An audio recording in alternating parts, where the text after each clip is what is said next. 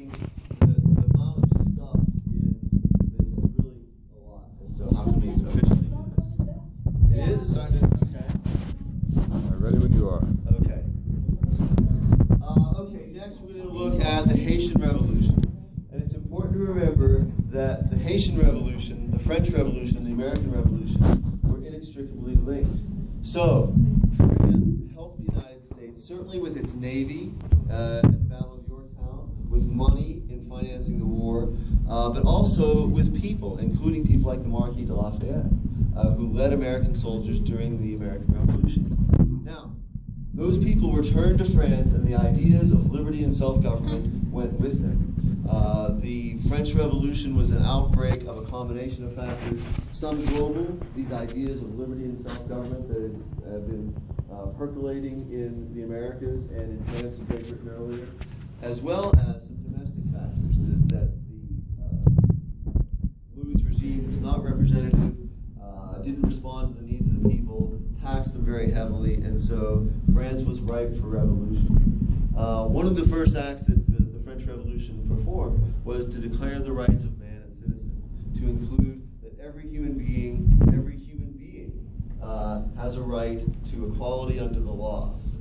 That idea was very important for Haiti because the Haitian slaves, perhaps unlike American slaves in some cases, were highly literate, highly educated, and they intermingled very closely with their so-called owners, and in some cases, people like Toussaint Louverture were able to read and understand the Declaration of Man and Citizen and understood that it applied to them.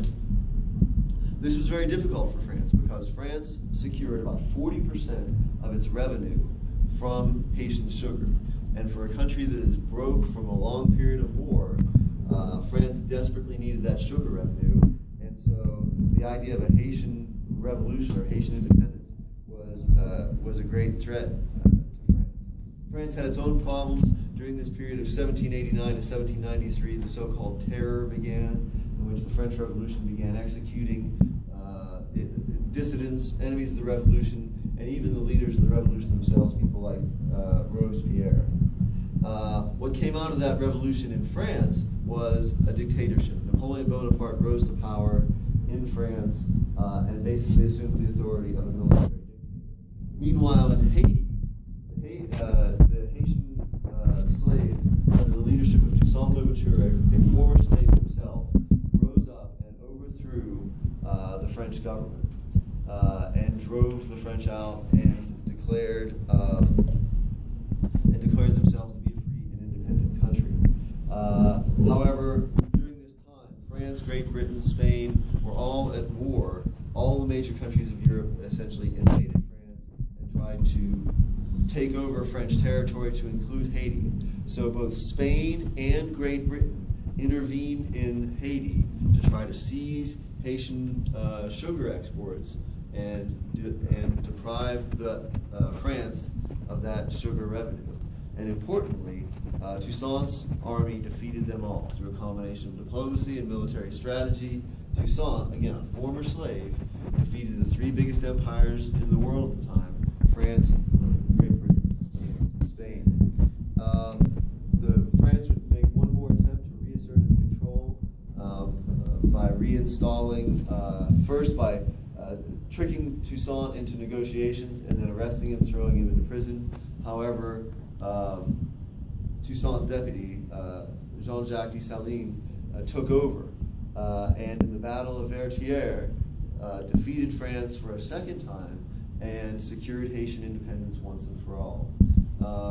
He was, one of his political opponents was André Regard, the leader of the so-called gens de couleur, the mixed race peoples of Haiti. But again, the demographics were all on the side of the slaves. 500,000 slaves of African descent, 40,000 gens de couleur, 30,000 white of European extraction. So the slaves were overwhelmingly the majority. However, the problem for Haiti was a lack of representation by the people once the revolution was over. There was no, the Constitution of 1805 basically put the military in charge and created an emperor. Military officers were also political leaders, and so there was no structure of government in the way that there was in the United States, and no tradition of self-government. And so for that reason, Haiti, upon the death of Dessalines, collapsed into a series of recurring dictatorships and never established true democracy. Okay, so were there any terms in all that you didn't understand? Did the narrative make sense? Were there gaps? Like how, about how you would do that? Right? Yes? Do you remember what the demographics were specifically for Haiti? Like 40, it was something 6, I don't know. Yeah, so again, it was 500,000 African slaves, 40,000 gens de couleur, in other words, mixed race people, and 30,000 white colonial French, basically slaveholders.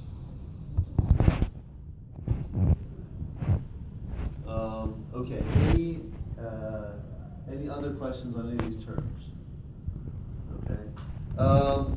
So if you were to get the question,